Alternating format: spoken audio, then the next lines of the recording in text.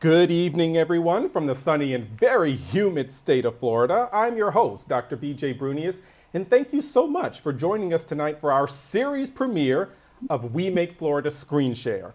The first season of the show was in podcast format, which you can find on Facebook, Apple, Spotify, Google, SoundCloud, wherever you get your podcast. If you haven't listened to season one, do me a favor, go and subscribe today. You can binge all 13 episodes in the first season.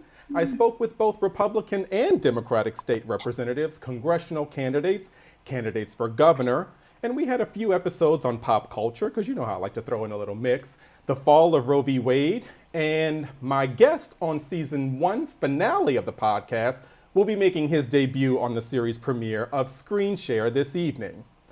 But before we get to our show and get to our guest for tonight, what sparked my interest in creating a show like this, where I have conversations with thought leaders, politicians, and everyday citizens just working to make ends meet, is that I've noticed that a handful of Florida politicians at the local, state, and federal level repeatedly let us down by not taking the steps necessary to deliver sound government policy on our behalf.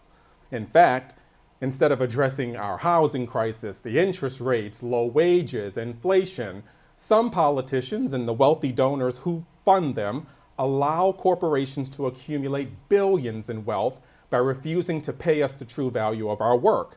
And, by refusing to pay what they owe through taxes, I might add.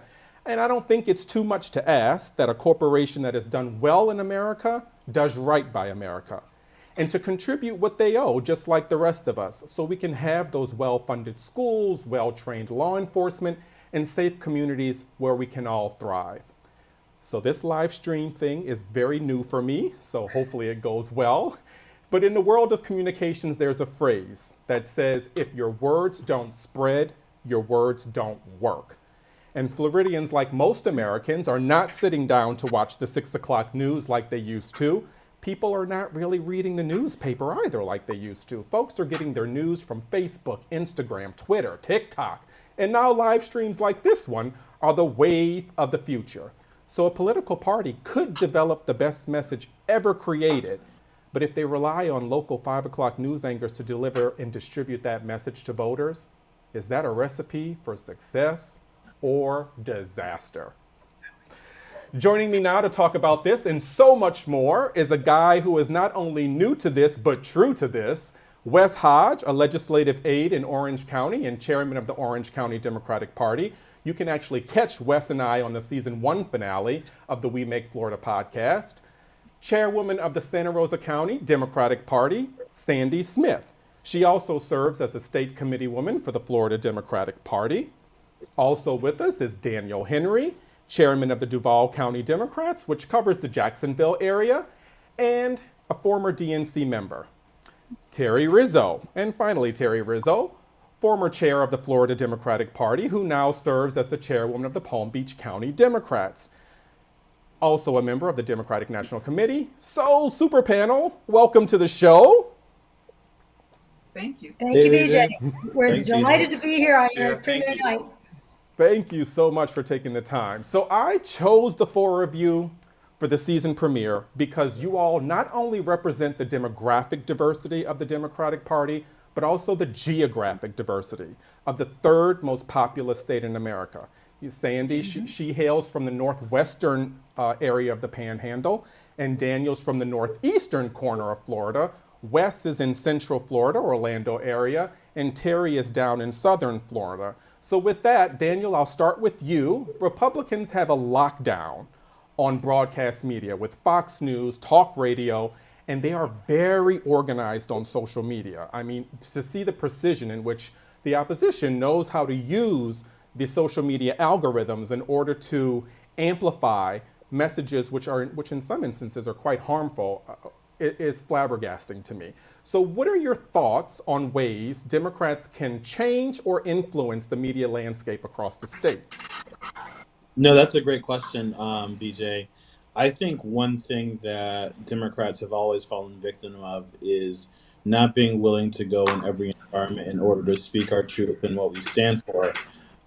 We get very comfortable and complacent in our own circles to talk about what matters to us and why voters should vote for our policies and our candidates, but we never actually reach out into spaces where there are uncomfortable voices that we don't necessarily always want to hear, or reach out to voters that are not necessarily as partisan and that are really looking for a multitude of different voices. So what I think we should be really doing in order for us to be able to truly get a full picture of the state and to get that win this November is actually talking to voters where they are and the spaces that they are, and kind of find some innovative and new ideas to kind of push those methods through.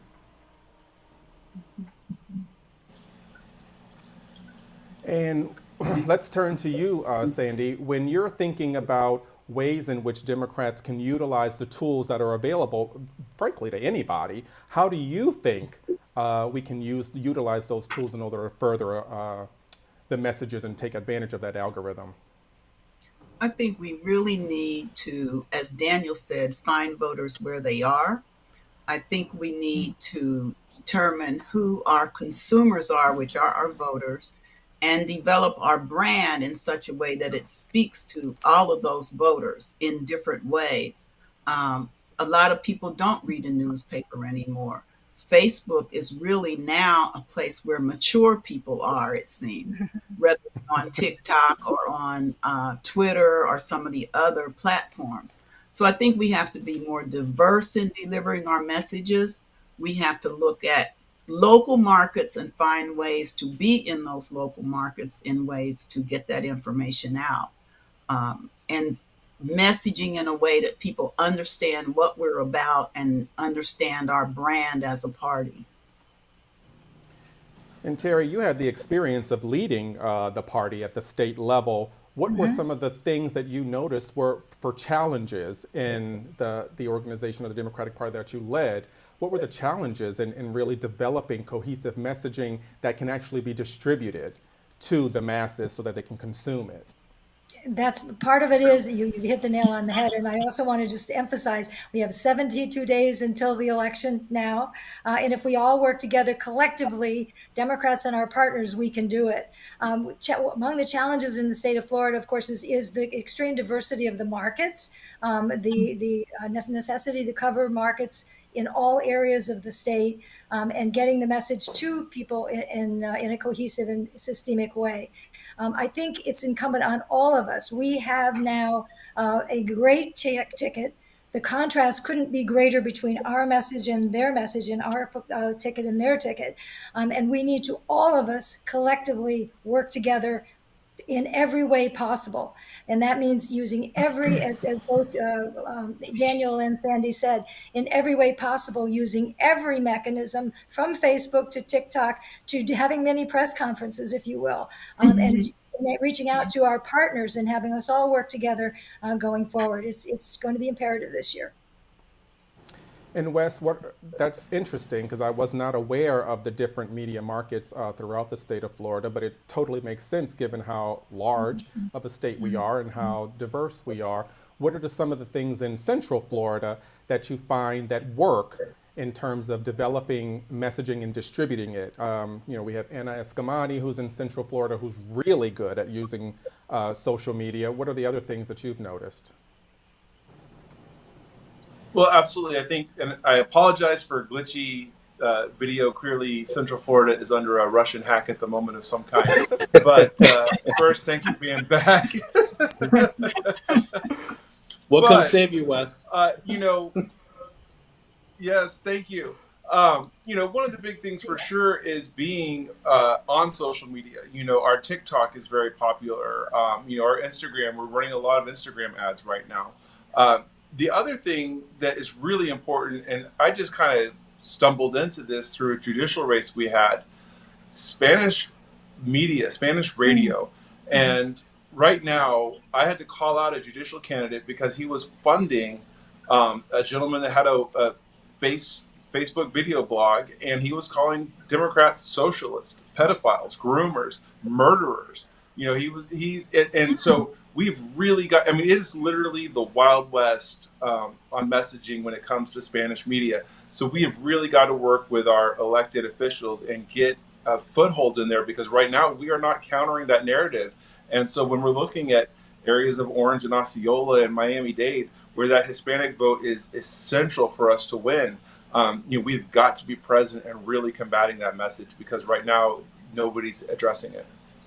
Yeah, I think that's important. How do we not only get our message out, but also combat against very damaging narratives out that are very pervasive, not only pervasive, but also that perpetuate and snowball, particularly using those social media algorithms. Anything else you guys want to add on how to get that message out, the use of technology, and maybe even not technology? I mean, I think newspapers and the local news still has a place in this space. Very much so. But we need to.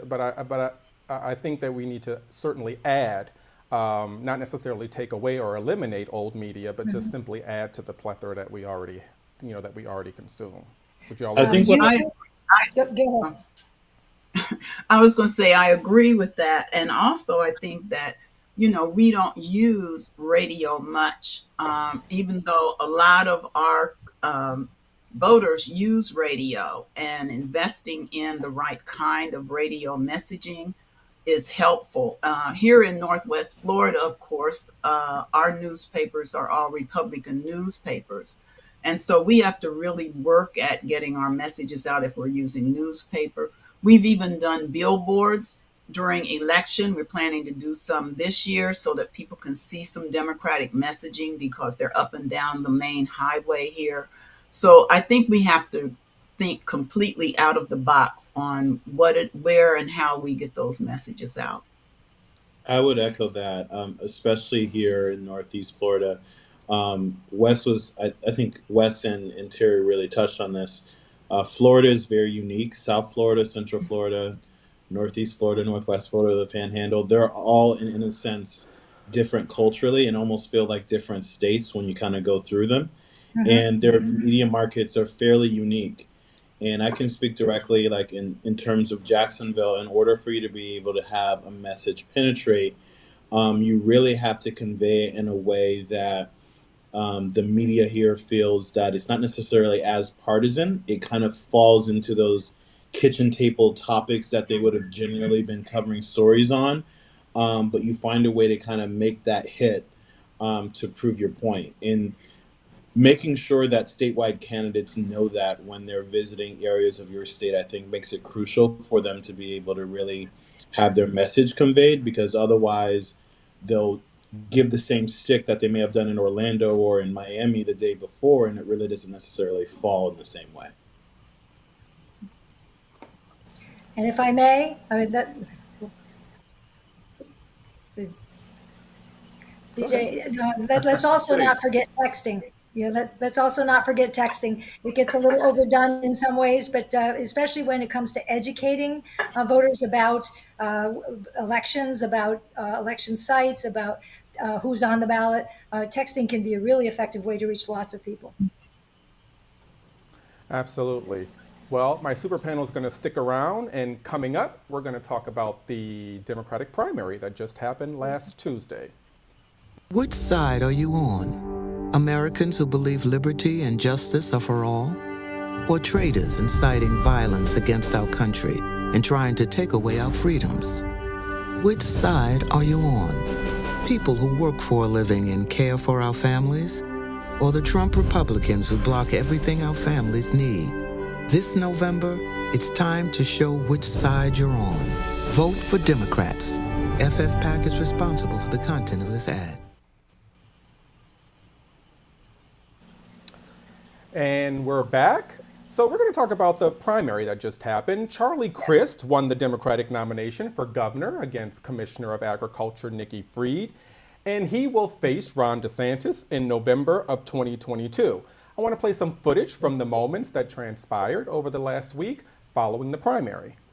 I'm just excited about this campaign. I know Florida deserves better than what we have, Chuck. I mean, we have a divider in chief as our governor right now, and he attacks LGBTQ kids. He attacks African American congressional districts. Senior citizens who like to vote by mail, like my mom and dad, making it harder for them to do that. He's anti-democracy. He's anti-African American. He's anti-women and their right to choose. I mean, it's unbelievable how far to the right this guy has gone in pursuit of the Republican nomination for the White House in 2024. To be united like we have never been united before. And I will campaign up and down the ballot to make sure that Democrats are elected into our city and county commission seats, into our statewide elected positions, into our senators, and into our House members.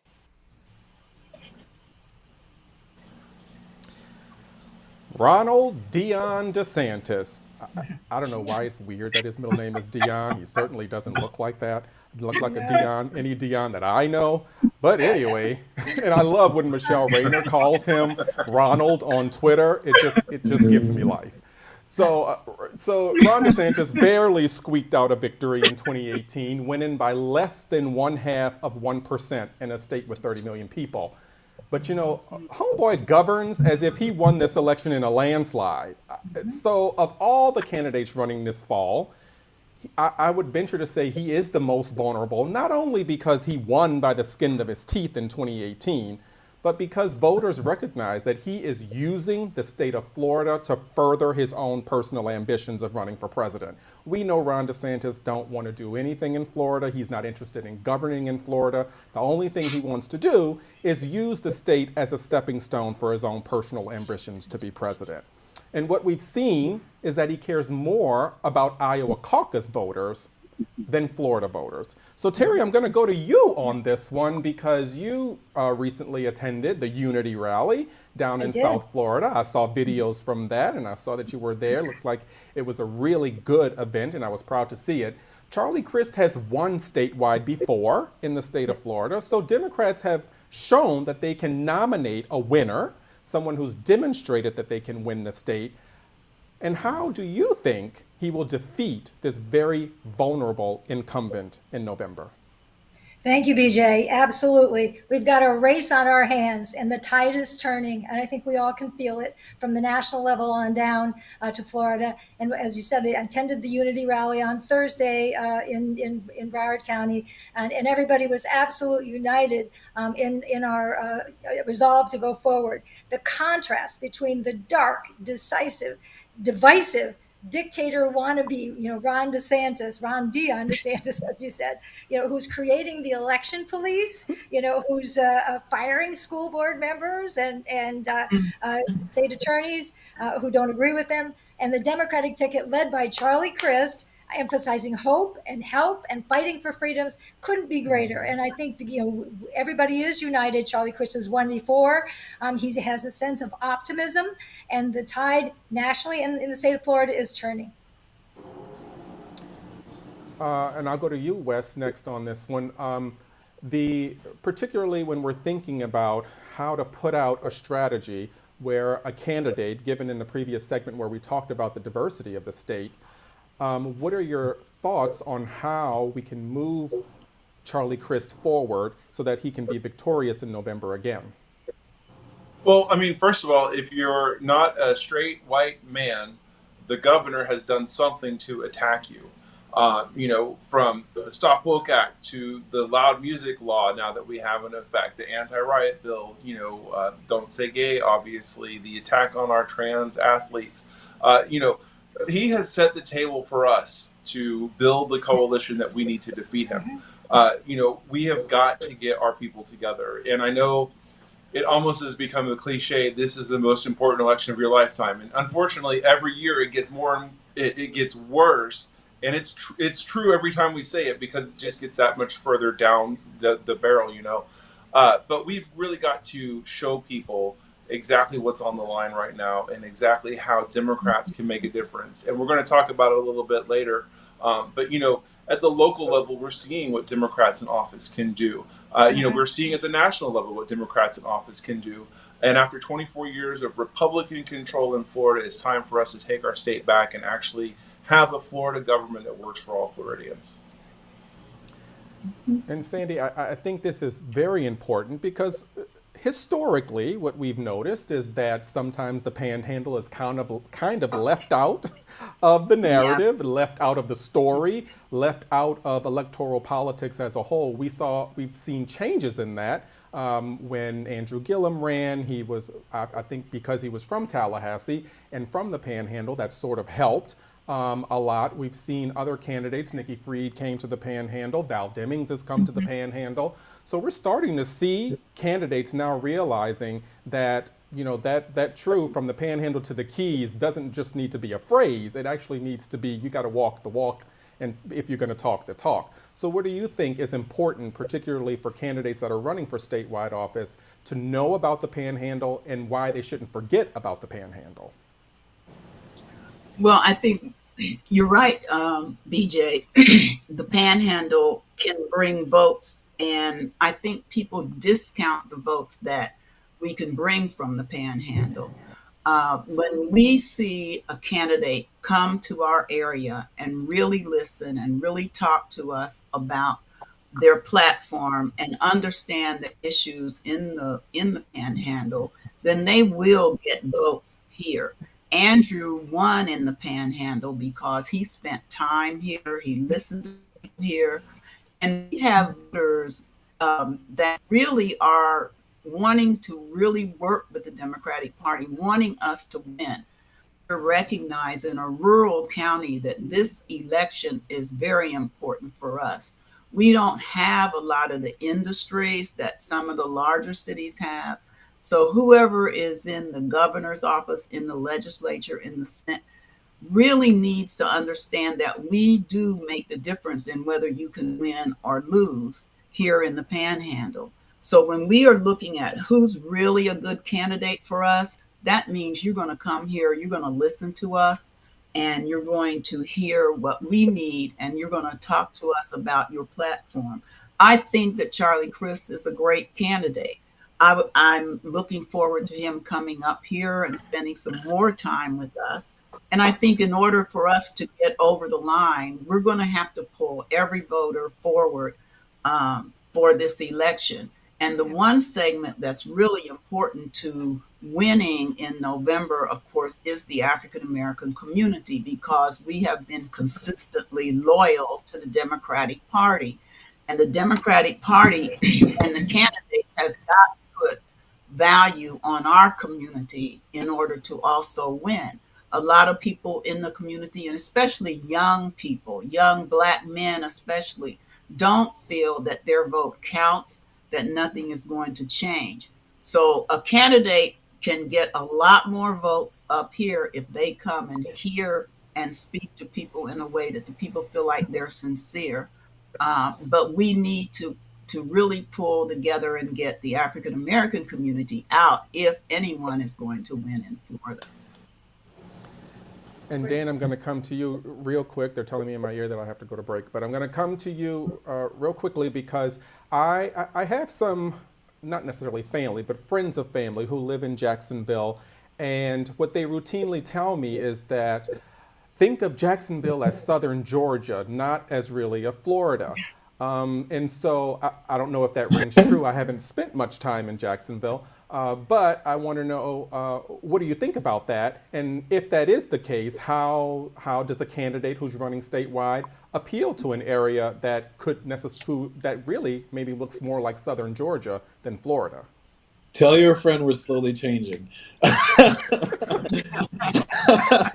I will say Jacksonville, we're a unique place. We are, although at the same time we are the largest city in the state, we still have a small town sense mentality.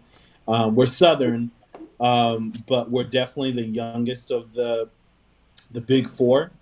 And I think one of the things that I say Ron, bless his heart, DeSantis, has been trying to do for the last 4 years is try to get that win that he wasn't able to achieve in 2018.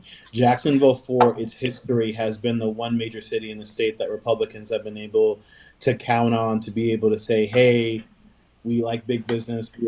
We have the ability for us to be able to compete in larger cities. And this is our one place for us to be able to show that. And we denied them that opportunity both in 2018 and 2020, partly because Andrew Gillum and the Biden campaign made sure to invest in our community much more than statewide candidates have in the past. And it kind of goes to what Sandy was saying earlier. The African American vote is critical to that. African Americans make up over 56% of the registered Democrats that live in Duval County. And to put even more of a point of that, over 20% of the African Americans that live in this state live above the I-4 corridor. So it's critically important for candidates to truly understand that historical significance in order for them to be able to win, but also recognize that the African American vote is really important. That age frame between 30 and 45 that make up a large chunk of the voting population that live in our part of the state is also critically important as well. We have some of the largest medical hospitals, some of the biggest banking institutions that are headquartered here in our part of the state, and understanding that nuance that although we're a small town, we're definitely more evolved than Southern Georgia, is critical for you to be able to understand the nuance. Okay, we blew past that commercial break, which is completely fine. We'll catch it on another end. But the reason why I want to stick here is because Sandy and Daniel sort of with the tease of the next segment. Love how you guys threw in those teases and didn't even realize it. I would just want to talk about the amazing Val Demings because there is no one who I am more excited about. Leading this state and running for Senate. So the amazing Val Demings, who soared to victory on Tuesday, capturing the nomination for U.S. Senate for the Democratic Party, she will face Marco Rubio in November. Rubio's candidacy is showing cracks with some major areas of vulnerability as well. So not just poor fundraising, not just poor messaging, not just poor social media, not just, anyway, I don't want to go off script. Let me stick to the script. So one of the things I absolutely love about Val Demings' campaign is that she is defining herself on her terms, not allowing the media or Marco Rubio to write her own narrative. Let's take a look. My mother told me when someone gives you the opportunity to do something big, do not disappoint them. I'm running for the United States Senate because of two simple words: never tire.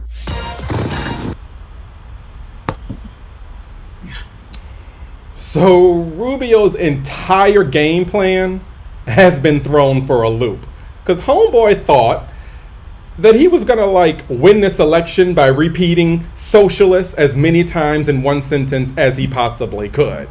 That was his game plan, just say socialism, socialism, socialism, and then hopefully he would get votes by that. But what he is slowly discovering is that his game plan simply isn't working because he's running against a Southern black church-going grandmother who rides a Harley and doesn't do it for show, who was a police chief of Orlando and actually allocated funds for police training, advocated for pay raises for law enforcement officers. His whole game is done. I'm sure his team is what are we going to do?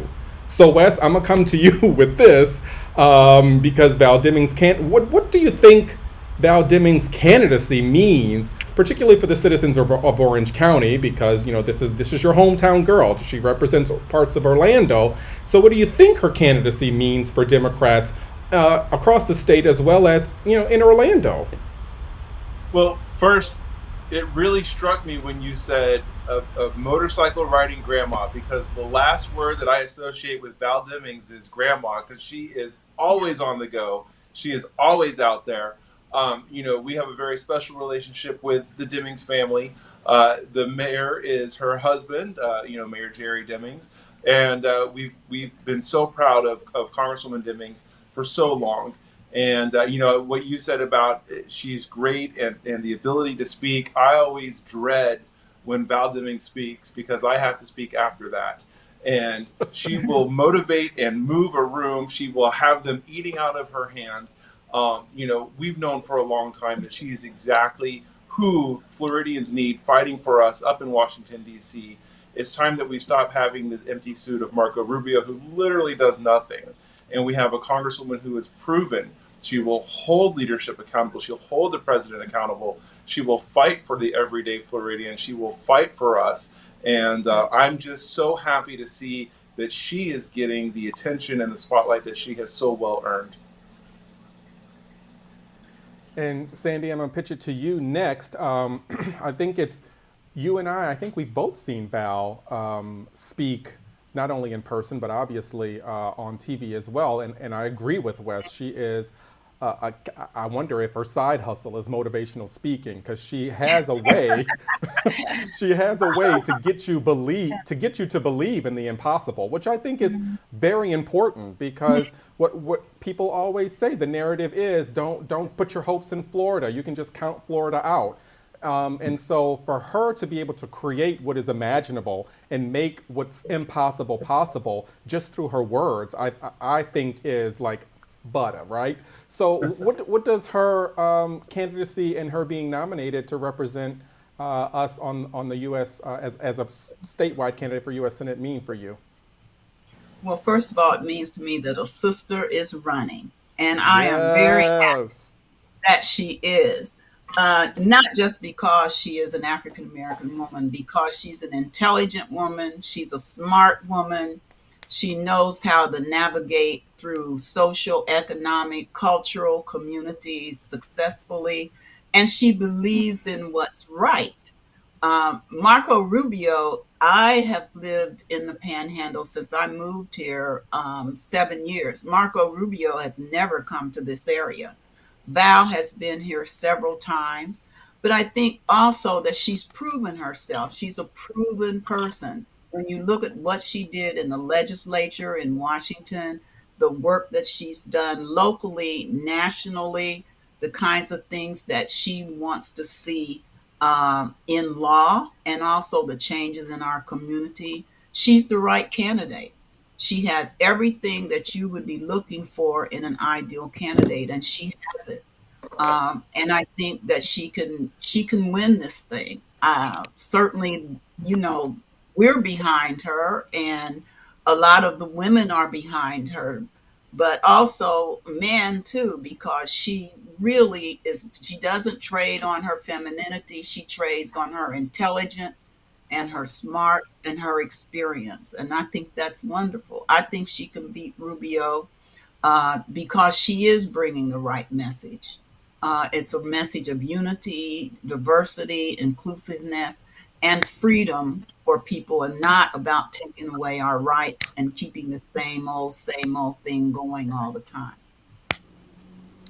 And Terry, I'll go to you on the next one. What we frequently hear, and Marco Rubio, although he represents the entire state, he's down in Miami-Dade, which is kind of close to you. I do realize you're a little bit north of there, but Sandy mentioned that despite the Panhandle being a reliably solid red area, Marco Rubio does not come to the Panhandle. I'm wondering, does Marco Rubio come to your area? Not much. We haven't seen much of him here either, and we're just an hour and a half away up north of Miami. So nobody knows where he is. As we all know, no show Marco. Doesn't get out, doesn't go on the hustings. He doesn't show up to committee meetings or hearings in Washington. What does he do? He doesn't fight for Floridians, that's for sure. And we know that when Val Demings is elected, she will be there fighting for Floridians every day. And the question you asked was, what does Val Demings' candidacy mean for Florida and for Democrats across the state? I have one word for that: everything. It means everything. Having Val leading the ticket, and she'll be first on the ballot. The Senate candidates come first. She'll be first, and we will elect the first woman senator for the state of Florida, first African American. someone who will actually show up and work, and as her history said, someone who can take on the issue of defund the police and kind of put that to bed right away. With her history as the chief of police, she knows what she's talking about, and she can deal with that. She is leading a ticket that I think, and somebody can correct me on this, that I think is probably the most diverse ticket that has ever been in any state in the country. If you look at our entire ticket, with her, Charlie, now, and I hope we're going to talk about this, Carla Hernandez-Matz as the lieutenant governor candidate. Naomi Blamure, who am I leaving out? Adam Hattersley, and who else did I leave out? Aramis Ayala. Thank you. Aramis Ayala. Absolutely, I knew it. That's a fantastic group, and represent the state of Florida. Looks like the state of Florida, and will work for the state of Florida. And I think we all can carry that message. And I think that's one of the winning messages that we have. And Dan, as we close out this segment, just in terms of what Val running for U.S. Senate against Marco means. How does your area, Duval County, what are the plans that you all have in place to ensure that Val wins this seat? And the reason why I bring that up is because what sometimes we notice that, what we know is that elections are won on the margins, and even the seat that is being occupied now, it was won by very, very few. I mean, we're talking about 10, 12,000 votes in a huge state like ours. So we've got to encourage everybody to not only vote for governor, but to vote down ballot. Don't forget to vote for Val. You may support her and just literally forget to vote for her if you don't vote the entire ballot. So what are you doing in Duval County to make sure that we see Val to victory? Well, by this end of the election, we're going to make sure that everyone realizes that Duval County is the home of Val Demings. I know she represents Orlando, but she was born in Jacksonville. She went to elementary, middle school, and high school in Jacksonville. Her first job was in Jacksonville. So she is a true Jacksonville daughter. And I think many people have great reverence to not only her candidacy, but her long lineage that she has in our city. And I think she is the perfect candidate at the right time to not only deliver the state and help us take back a Senate seat that I think is rightfully ours, but also gives us a candidate that all of us can be immensely proud of. And I don't think any of us can be very proud of Little Marco. I'm bringing that term back, Little Marco's term in office. I think one of the things that he has tried to do in the past, particularly in my part of the state, is try to find those niche issues to make it seem as if he is coming in on a white knight to save some things. We had a housing development here in Jacksonville called Eureka Gardens that had a long history of slumlord status, and he kind of came in to try to get HUD to bring special attention to that. And that's one of the few things that he's known for here in Jacksonville and for his entire career. So it's kind of breaking down that barrier to make him not seem as if he is someone that is truly empathetic about the issues that many people are dealing with, but for people to truly understand that he's just a man in an empty suit. I can't think of a better closing to this segment. We're going to take a break and hopefully see you guys on the other side. Stick with us.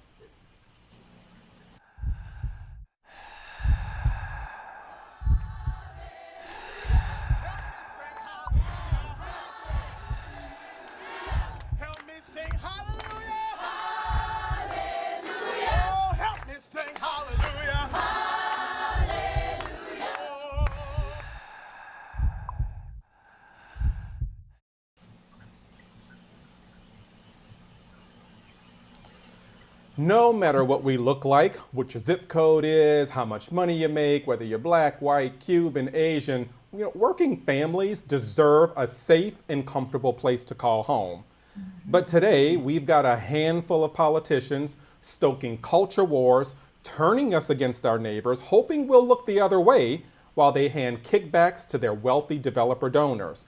Sandy, I'm going to go to you on this one. A lot of people think that unaffordable housing is just an issue in metropolitan centers. not, in metropolitan areas, urban areas, they think that that's where the unaffordable housing is. But you're in a rural part of the state. Talk about how housing affordability is also an issue in smaller counties. Well, it definitely is is a problem in our county because this county has a lot of retired military, and it's really a county that really focuses on home ownership without thinking about the people that live in apartments. Actually, there are not many affordable housing units in our county. That has been something that has been taken up with the county commissioners and with the various city councils. And we have a significant number of homeless people because they can't afford an affordable apartment. And another issue that we run into as far as with affordable housing up here is that there are people that don't want apartments in our community. There are over 8,000 new homes being built right now. You can't drive up a street until you see a number of new homes being built, but they are in the beginning at least 300,000. And we just had a new community built that was nothing but rental homes. The rent start at $2,200 a month. That's not affordable for the average person who's making $15 an hour. And so we have a real issue up here, and not much attention has been paid to it by our current legislator or our senators. And it's something that a candidate would really win some votes up here if that was something they came to the Panhandle to address, because the cost of living up here is pretty much the same as far as housing is concerned as it is in the larger cities. Rent for $2,200 a month in a rural area is just too much. Well, let's go to a more populous part of the state. Terry, I'll come to you. Can you echo what Sandy is saying? Are the housing issues in the southern part of the state just as bad as they are in the Panhandle and northern part of the state? Absolutely, and I think we all know that our state is in a housing crisis. It's all across the state. And here in Palm Beach County, it was reported today that 1/3 of all the renters spend approximately 50% of their income on housing. I mean, that's unsustainable. Teachers, firefighters, bus drivers, frontline workers, small business workers and owners, retirees, all kinds of people can't afford the rising costs of rent and the rising cost of home ownership. As we all know, it's a complicated issue, and it didn't start yesterday. It's been building for a while. We live in one of the most beautiful states in the country. And with supply and demand being what it is, there's more people coming in than there is supply. And so the demand is greater and this is going up. The short-term solutions are difficult. We can talk a little bit about this, but I think our elected officials certainly need to address that. And one of the things that we need to remind everybody, in addition to just the cost of housing itself, is homeowners insurance, the whole issue of insurance. Thousands and thousands of people have already had their homeowners insurance canceled, and more are getting canceled every day. In fact, just today, I was speaking with a colleague who said they had their insurance canceled yesterday, and they were notified that the policy was canceled. And meantime, Ron DeSantis has been asleep at the wheel. He's up in the Hamptons, at a 25K plate fundraiser, for his presidential campaign. And on the road headlining this fundraiser with his election denier buddies up there. And meanwhile, down here, we have a big crisis going on, and he's just been totally asleep at the wheel. And I think we need to remind voters of that fact. Yeah, that's interesting. This is like tangible things. My homeowner's insurance was actually canceled 60 days before hurricane season started. Can you imagine how expensive it is to get homeowners insurance just before hurricane season when they know you have to have it? And I'm in a position, fortunately, thank God, that I can afford it, although it is really high. At least I can afford it. I can't imagine what it would be for a family, a family of four who are living on a fixed income. So I'm going to go to you, Wes. Terry talked about particularly, now I want to talk about being landlocked. So Terry, Palm Beach County can't really expand east, the ocean's east. Orlando, you guys have room to expand, I would venture to say, or maybe you can correct me if that's not true. Are you noticing affordable housing or affordable apartments or affordable rentals being built in your area in order to help with this housing crisis? Well, I believe what you were just talking about is what we call sprawl, right? And that's probably the worst thing. And in fact, Orange County in Orlando is the highest rental increases in the nation for the last year. We saw 30%, it was 25% was the average for Orange County rental increase. And really, this is going to be a moment of pride for me. We talk about why do electing Democrats make a difference? Well, our Democrat majority county council or county commission, for the first time in 45 years, Florida residents in Orange County are going to have an opportunity in November to vote on rent stabilization. We are the only county in the state of Florida who has passed this resolution using the law where we are allowed to declare a housing emergency and put it forward to the voters for a 1-year rent stabilization. That is what happens when you elect Democrats, and through the bold leadership of our county commissioners, we are going to be able to have that conversation in November. This is really, really important to us. We want to make sure that we protect our environment here. We want to work on changing the code for infill and mixed use development because we want to protect our environment at the same time as addressing this affordable housing crisis. So it very much affects us here in the middle of the state for sure.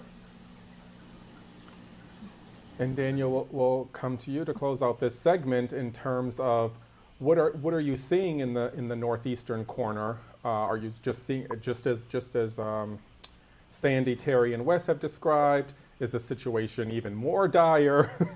Duval County is actually, last time I looked at the map, it says it kind of leans blue. It's kind of like maybe it's like a light blue, maybe like a periwinkle kind of color.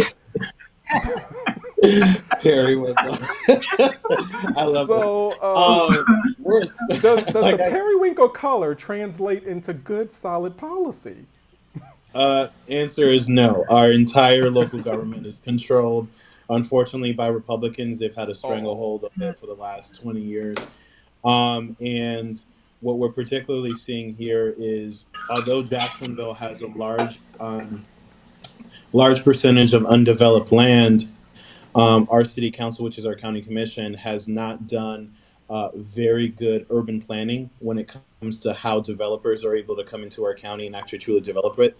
So we're seeing a three-front war. We're seeing families that are moving from the north or the Midwest that have cash that are pushing up the cost of average homes. So before, an average home you could buy for $250,000 5 years ago.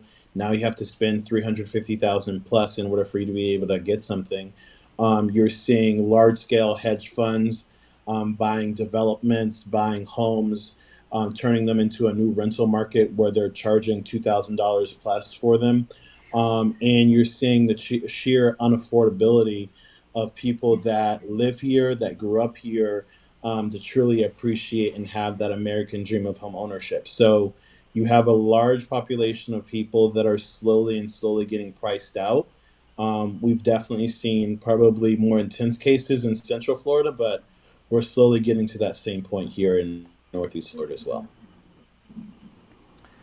And before we go to break, does anybody else have anything to add? Have we left anything out? We talked about unaffordable housing, but also unaffordable homeowners insurance in a state during hurricane season.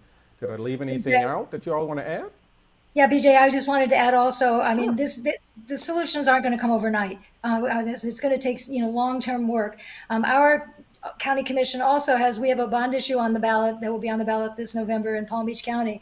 And it is to fund 20,000 units of affordable workforce housing over the next several years. It's going to take a period of time. And the assessment is is $4, and I believe it's $4.36 per $100,000 assessed homeowner's value. So $4, and it would add, if you have a house that's worth $300,000, for example, you'd pay approximately $13 additional tax on that. If you have $1 million home, you'd pay about $44 extra tax annually to fund 20,000 affordable units over the next several years. This is something that needs to pass. It needs to be addressed. Again, thank goodness to our county commission for putting this forward. And I would add on top of that, BJ, this is this is one of those critical areas where we need to bring more visibility to how the state and our local governments are spending those recovery dollars. Yes. Jacksonville alone, between both tranches, has received $200 million from the federal government to actually invest in affordable housing and all the other things that the recovery asked for. And to date, they've spent $0 on this. And I would just add too,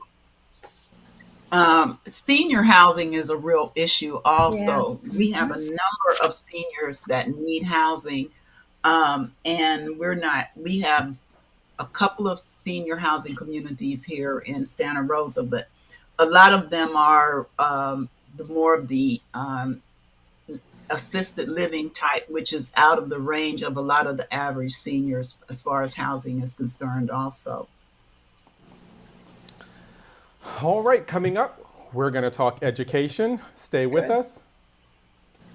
The freedom for kids to live their dreams starts in safe and welcoming schools. And 4 out of 5 Americans agree. Kids should learn the good and the bad of our history so we can build a better future. But some extremists are trying to divide us, even pitting parents against teachers. America has united for big change before. We can do it again. Paid for by Way to Win Action Fund. Not authorized by any candidate or candidates committee. In Florida, we know what it means to care for each other, our neighbors, and our communities. We look out for each other, no matter what we look like or where we come from. This is the Florida we know and love. This is what it means to be Floridian. But today, a wealthy few try to turn us against one another based on our differences, so they can take the resources of our communities and the wealth our work creates. Rather than pitching in their fair share, the richest 1% and the politicians doing their bidding want us to believe that there isn't enough to ensure all of our families have what we need. Imagine what we can create together when our leaders and policies show us the same care we show for one another. We can create a Florida where we are safe to move through our communities without fear, where every kid can attend a grade school, every working person gets a livable wage, and all of us have what we need to get and stay well. By joining together across our state, we can create a Florida that cares for all of us, no exceptions. We make the future together.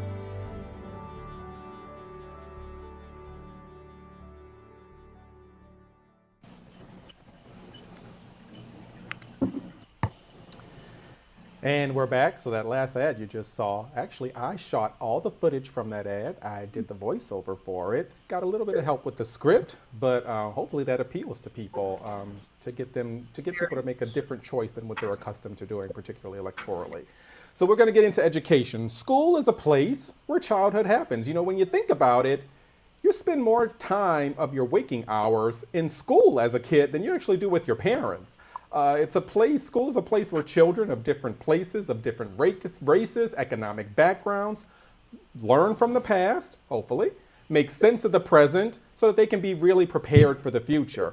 And while educators work to deliver our children accurate and honest education, Ronald Dion DeSantis is trying to turn us against our teachers, turn us against the principals, turn us against guidance counselors. He's trying to mobilize a mob against our school boards and guidance counselors as a distraction from censoring the lessons taught in our classrooms and denying our children really the resources necessary to succeed. So I'm a big fan of the political drama Scandal, right? Love Scandal, Olivia Pope. I'm kind of, sometimes I was wishing that Papa Pope was alive during the Trump administration or was real, because sometimes we needed B613 to handle things. But anyway, during Scandal, the main character, Olivia Pope, always took what appeared to be her client's political weakness and she turned it into a political asset. So, as we think about Ron DeSantis using racialized and homophobic rhetoric to divide us, what do we think? Do we think we can use this as an opportunity to keep education at the forefront of people's minds, but kind of with a democratic framing? Dan, I'll go to you on this. Daniel, how can Democrats make an appeal to suburban moms and dads, as well as moms and dads in the cities, so that they vote to fully fund their kids' schools, vote to ensure that their teachers teach the truth, and not succumb to the divisive rhetoric on the other side? Well, I keep on using this word, but it's definitely nuanced. I can speak to Jacksonville in a particular case. We just had a county referendum that passed on the primary ballot that would raise the millage by 1 mil to fund increases in teacher salary.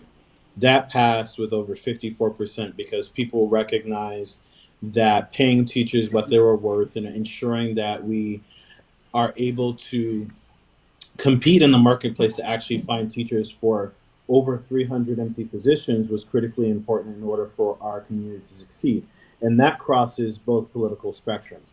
At the same time, two candidates that were endorsed by DeSantis for school board won their elections rather comfortably. And I think one of the things we need to figure out, and we're still figuring out in this moment, is how do we carry the message that we want to fund our schools, we want to pay our teachers, we want to make sure that our kids have an equal and opportunity access to education without falling into some of the traps and the false narrative that Mothers for Liberty and the DeSantis campaign have been pushing out there. If you haven't been to one of your local school board meetings, I think you'll get a true education as to how radicalized they have turned many of these parents on issues that are not happening in school because they recognize it's a potent issue that they really can use to their advantage. And the only way that we can counteract that is with facts, with knowledge, with messaging that truly appreciates that Democrats care about our kids, that we don't want to quote unquote indoctrinate them. We want to make sure that we teach them history about what really happens.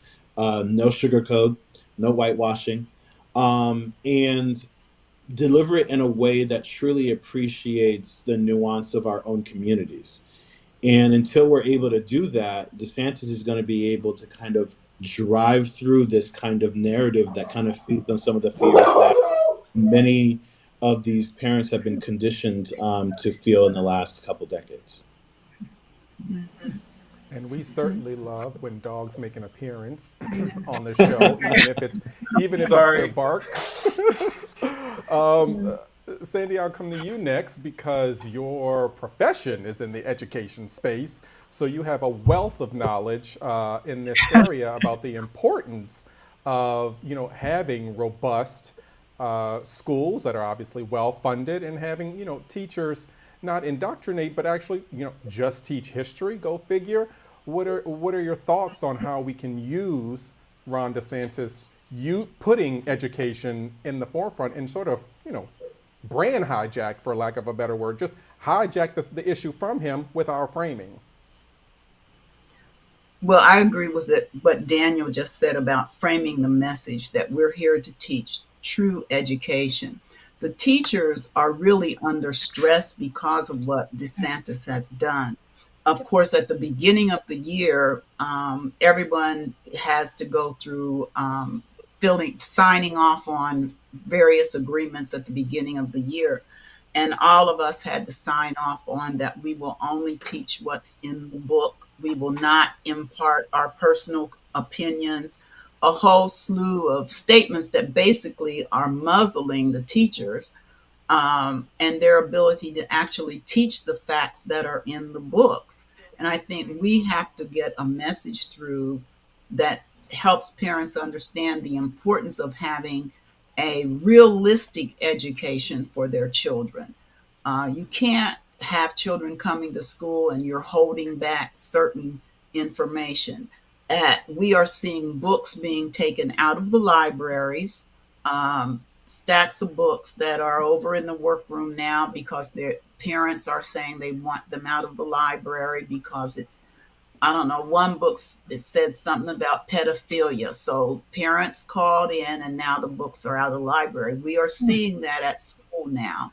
And teachers feel like they can't actually explore topics in depth that really gives children a clear understanding within the framework of humanity because it's facts and just facts and rote information. It's very hard now for teachers to be creative in the classroom to enhance the children's education. So we've got to get a message across and work with a lot of the PTSOs are trying to do some things, but if you have a school board that really cannot fight against the radicalization that these parents are doing, and of course, here in Santa Rosa, we've had some awful school board meetings with parents, but we have to put another message through as Democrats that education is preparing your kids for the world of tomorrow. And the children really want to learn. They want to discuss various issues, but right now, most of that deep discussion and examination is actually taking place out of the school system, not within the school system where it should be. So we have to develop a very strong message that resonates across party lines. And that's the issue. Here we are 2-1 Republican to Democrat. We only have one Democrat on our school board. And this past election, we have another person on the school board now that is believing in all the radical stuff, everything that DeSantis has put in place. He is one of the DeSantis followers. So we've got to work really hard with our school board to keep our one Democrat on the board next go round. But we've got to put some messages across that resonate not just with Democrats, but with NPAs. And there are some Republican parents, I think, that would buy into our message. I mean, I 100% agree with you. Like, even if you're a registered Republican in Santa Rosa County, I have had conversations where people are like, you know, I'm a Republican, but that craziness that goes on at the school board meeting, I don't want any part of that. Because although there have been videos circulating about some of our school board meetings in Santa Rosa County, think about the news that you see, and it is exactly like that. Some of them, not all of them, but some of them, particularly when they're voting on hot button issues. Terry, a lot of people think that, you know, in blue areas of the state, everything is fine because they don't have crazy people on their school boards. Tell us. We don't have crazy people on the school board, but they're at it at school board meetings. The crazies show up at the school board meetings and are raucous. And they came after our school board members in the election on the 23rd. Didn't succeed. We elected two of our school board members. We reelected two of our school board members outright. And the next one, the third one, will go up for in November. And we also have another open seat that also will be up in November again. But they're going to be coming after them full time. And I wanted to, Sandy hit the nail on the head. When she said whether they're Democrat, NPA, or Republican, teachers are frightened. They feel that the Florida has attacked them, and they're not able to teach the way that they should be able to teach. And I actually went to several of our school board members and a couple of teachers and asked them this question, BJ. And they said the Democrats must continue to talk about the issues, as Sandy said, that are important to parents. Focus on the kids, improving math and reading scores, unfinished learning following the pandemic, school safety, addressing the teacher shortage in general, increasing veteran teacher salaries. Those are the kinds of issues that we should be talking about, and the importance of teachers being able to teach for the benefit of our kids. And I also want to just again point out that Charlie Crist's selection of Carla Hernandez-Matz sends a great message, a very strong message about the importance of education for Democrats. She adds to the ticket in so many ways. You know, she's a veteran teacher. She was the teacher of the year in her school, led the United Teachers of Dade County, head of the largest teachers union in the entire Southeast. Mom herself of 2 school-age kids, Hispanic, from Miami. She brings so much to the ticket in so many ways, and especially in the field of education. She will be able to speak to this issue and carry it statewide. I think I'm glad you pointed that out, because the slate of candidates that we have running in Florida, statewide at least, truly represent not only the demographic diversity of the state, but really of the country. And I can't think of a better slate of candidates in a long time that are going to be on the ballot in November. Wes, what say you? What can you add to this? Well, you know, I want to tell Daniel there's hope, because we passed our 1 mil by 82% on Tuesday. So we will be continuing that. But, you know, look, public education is under attack. The governor and Republicans have been attacking our teachers for years, you know, with overemphasis on testing, you know, micromanaging school board budgets and how they can allocate the money that comes in.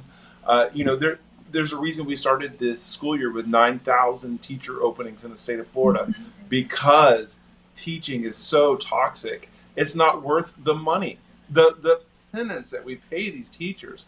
And to respond, our governor is now allowing veterans, and number one, thank you for your service, but number two, can come and teach just by passing a basic test. And that's not who we need educating our children. We need trained professional teachers who went to school for this, to educate our children. And, you know, it's really, really, really disappointing, because it's our children that are suffering. And especially in our communities, look, we have the nuts at our school board. I started going to the school board just to be the voice of reason in the room, because they were coming from Brevard, they were coming from Lake, they were coming from the villages to scream and yell at our school board members. And, you know, we want our kids to know about Black history. You know, the Ocoee Massacre happened in our county. It's very important for our children to understand the history of our community. And we've also got a tremendous number of Hispanic kids. And we need to talk about Puerto Rican history and Cuban history. You know, these are the things that are being attacked right now. And we had, even up in Escambia County, you know, a school board member went and took a picture of Dr. Martin Luther King off the wall and said that was CRT. You know, this is basically, right now, it's any Black history is CRT, and they're going to attack it. And what scares me is we're seeing these racist parents, these domestic terrorists that are known as Moms for Liberty, dictating what our kids in Florida are going to learn.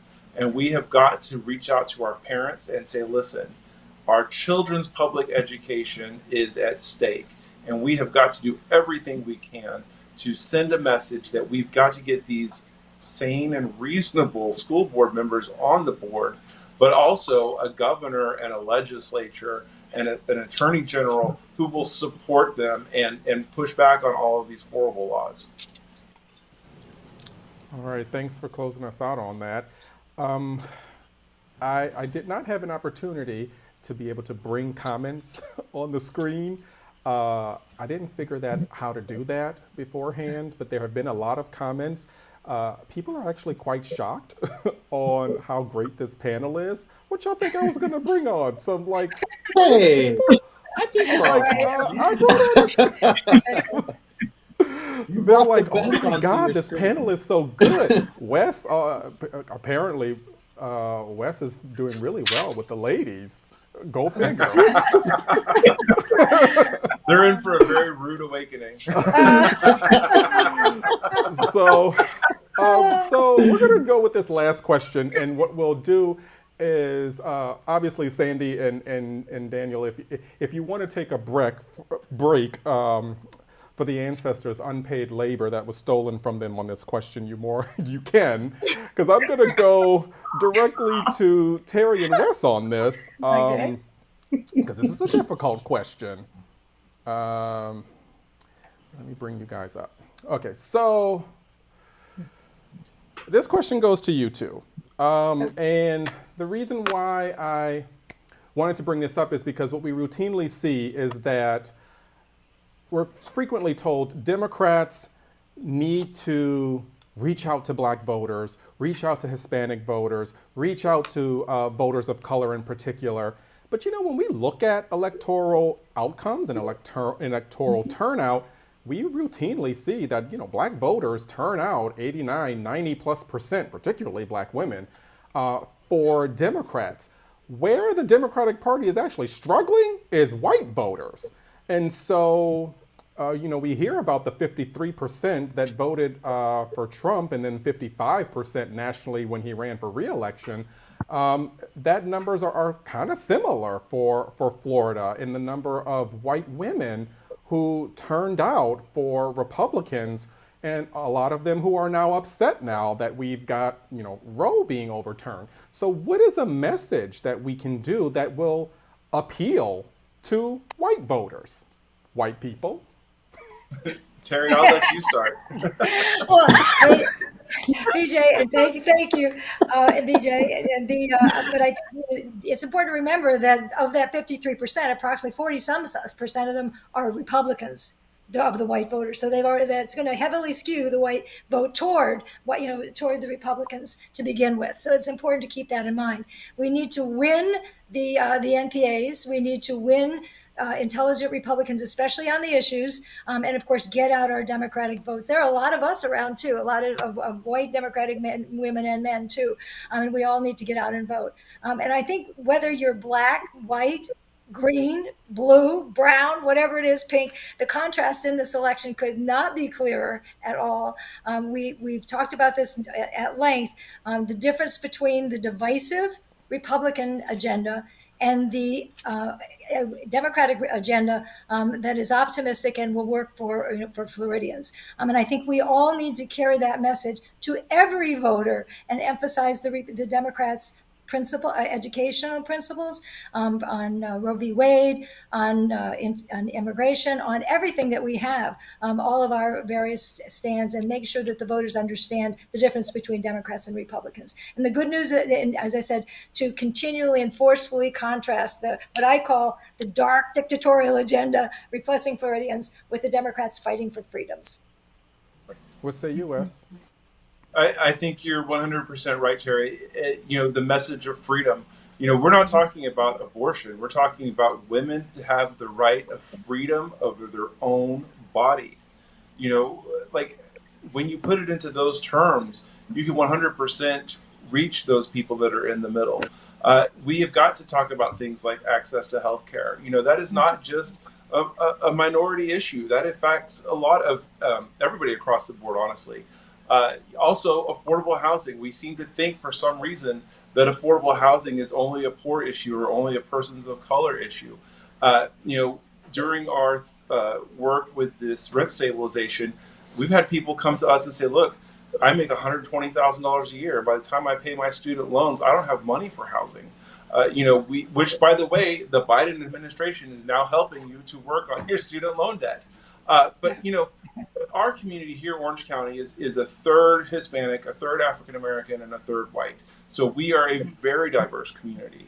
And it's funny because a lot of the issues that resonate with any one particular group resonate across all groups. And so when we're talking about access to a free and fair public education, access to healthcare, access to affordable housing, that plays across all of our demographics. And so, you know, I think you're right. Sometimes we do hear people, well, I hear about all of these talks about, you know, different communities of color, nobody's speaking to the white voters. But in fact, when we talk about issues-based campaigns, that cuts across every spectrum of this electorate. I have a little anecdote, if I may. Do we have time, BJ? Yeah, of course. Okay, I heard this today. I attended a Democratic event, and a friend told me about an event he attended on election night, and it was a board meeting for an organization, a board dinner, and possibly 12 people were there. Most of them Republicans, and they typically don't talk politics, but because it was election, and it was reported that Charlie Quist had won the Democratic nomination, and one woman who was sitting next to my friend said, "Well, you know what I call Democrats? I call them dumbbells." But this year I'm voting Democrat because I believe in a women's right to choose. And the woman across the table chimed in and said, "Me too." So it was the message. It was really interesting. That's I thought, a great anecdote that there are people out there that are hearing, and finally, it's getting through as to what the agenda is on the Republican side, and the fact that people need to stand up. Thank you. Sandy and Dan, any thoughts on this topic? Can I make a funny? Sure. Go I'm ahead, looking Daniel. at the I'm looking at the comments, and it looks like Taylor did, where she quoted you when you said this, BJ. She said, "Where white Dems are struggling is with white voters," and she said, "And I oop." Uh, because we're doing our job. I mean, the collectively. Um, I think that this comes up in every election. Yeah. You have these candidates, either statewide or local, say, "How do we need to reach out to Black voters? What do we need to do in order for them to get out to the vote?" Maybe not patronize them into thinking that because they're Black or a person of color that they are going to absorb politics differently. They're not. I mean, the issues that we care about are the same issues that anyone cares about, regardless of your pigmentation. I think what the difference is you have to campaign a little bit differently. That's where it truly comes down to. You can't go into the African American community and think all you need to do is run a couple ads, go to a church maybe once on a Sunday, and you say, "Okay, you're good to go. I have some validators. I have some endorsers saying that I'm good, so I don't have to worry about that. We're all good."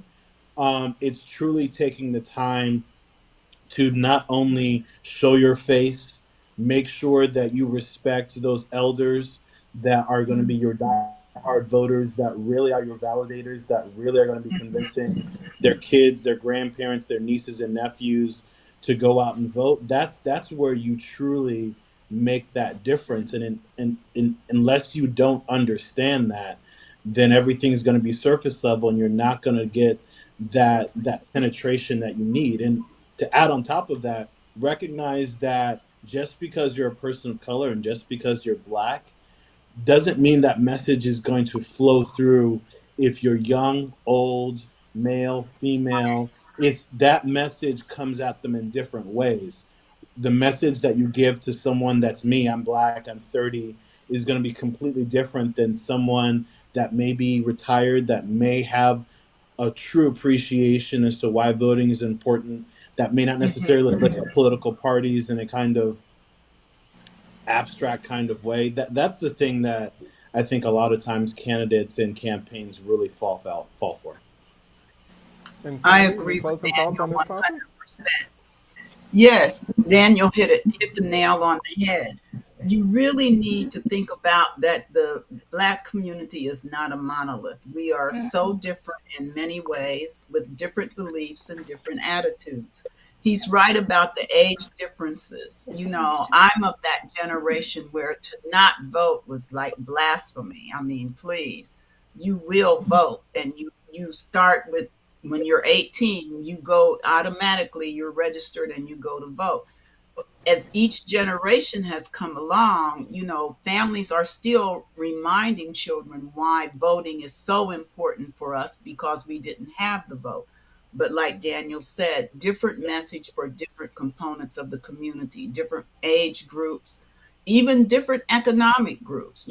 Upper middle class African Americans are maybe more concerned about education or certain things in a different way than, say, someone who has a minimum wage job and still interested in education, but they may be concerned about their children's ability to get hot lunch, their children's ability to afford school supplies, where someone else is more concerned about which school is preparing their kid the best for college or whatever. So when you learn how to speak to the different groups in the African American community, they will get the vote. And don't go in looking at certain people because someone said these are the leaders in the African American community. People make a big mistake in thinking that the African American community follows one or two people, and if they say do this, everybody's going to fall in line and do that. That is one of the worst mistakes that people make. People come in the community, they go to this pastor that's well known, and they think if he endorses me, I've got the whole community behind me. There may be people in the community that can't stand that pastor, that would never even go to his church. I hate to say that. But this whole thing about who the leaders are in communities of color has tripped up a lot of people in seeking to get the vote. Mm-hmm. If I can just jump in with one last little thing on that, Sure. because I think we've all kind of said the exact same thing.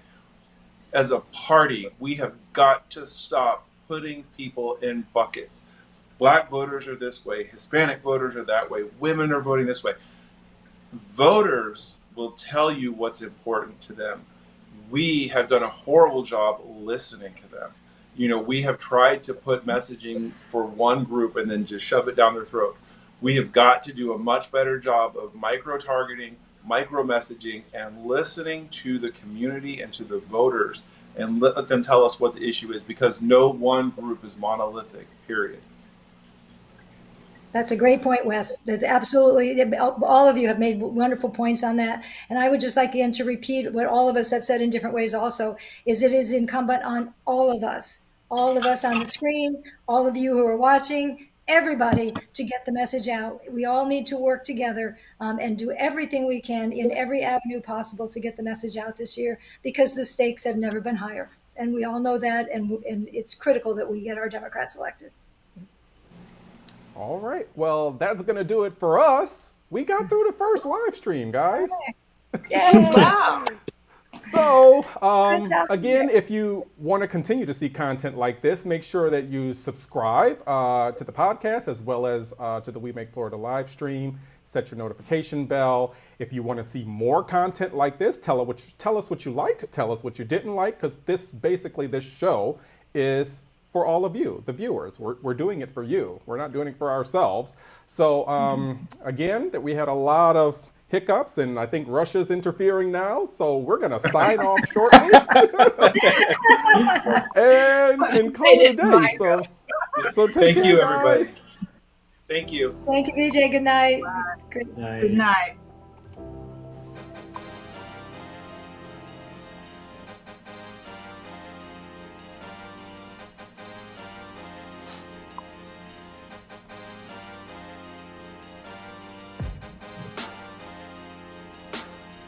Let's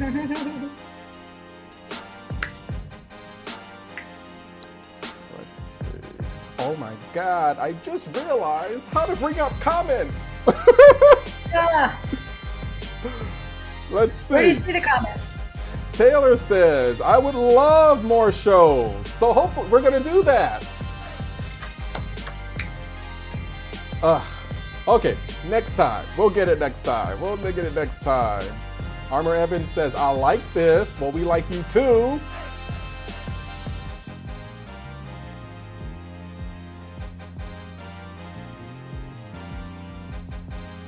Nice. Watch out, Joy Reid. The Queen. Somebody said there's a lot. Oh, is that the comment you were talking about? Yeah, I think it was. Wait, who's the queen? Joy Reid, it said. Oh, okay. Oh. That was the comment. Oh, yeah, that's the one you were talking about. Okay, now I know how to do it. Okay, so next time. Somebody saying CRT is a college course. You know it, we know it. We know it. All Michael, we right. just finished. All right, guys. Bye.